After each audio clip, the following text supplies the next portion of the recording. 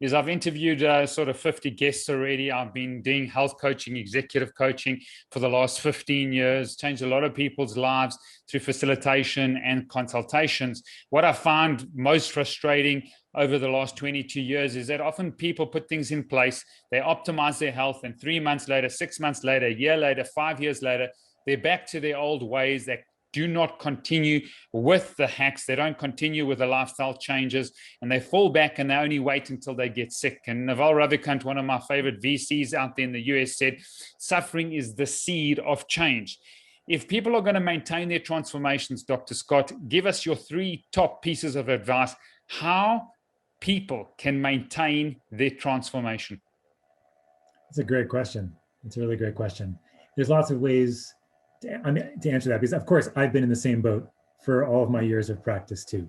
People get very motivated initially and then they lose steam. They get to their new normal and then they forget how they felt before and they get off the wagon and then they have to come back on the wagon. It's sort of human nature. And the idea really is, how can you create daily practices that are relatively easy for people to be able to maintain even a modicum of the stability, in the sense of creating those cornerstone habits in the way. So my deal with people is to try to continue to emphasize those cornerstone habits, whether it's, and they're very simple most of the time. Usually it's meditation, exercise, and sleep. If you can work on either those 3 things, and then if the 4th one would be relationships as well.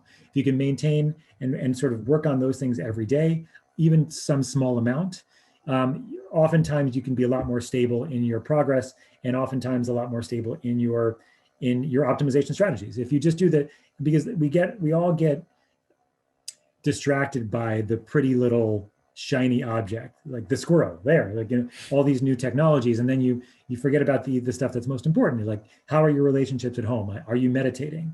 Are you taking time to exercise? Are you getting time to yourself and nature? It's the simple things that I try to emphasize as being the things that are the most important. And then if you're doing those things, oftentimes we're more successful. So that, I think it's sticking with the basics.